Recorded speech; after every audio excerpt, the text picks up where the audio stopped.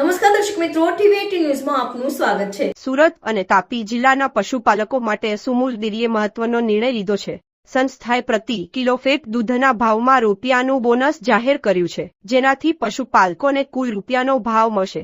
રાજ્યમાં આ સૌથી વધુ ભાવ હોવાનો ડેરી તંત્રએ દાવો કર્યો છે। આ નિર્ણયથી 2.5 લાખથી વધુ પશુપાલકોને સીધો આર્થિક લાભ થશે। જયેશ દેલાર, ખેડૂત આગેવાન।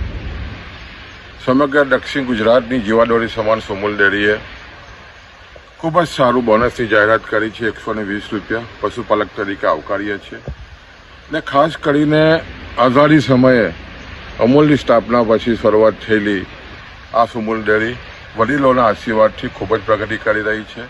આ વર્ષે જે રીતે બોનસ જાહેર થયું છે, પ્રથમ હરોળનું ગુજરાતમાં પ્રથમ હરોળનું બોનસ જાહેર થયું છે ને લગભગ કિલો ફેટે 1000 રૂપિયાથી પણ વધારે જ્યારે આ ડેરી ચૂકવવા જઈ રહી છે અને ખાસ કરીને 425 કરોડ રૂપિયા જેટલો ભાવફેર પશુપાલકોના ખાતામાં આવનારા જૂન મહિનામાં જમા થવાનો છે।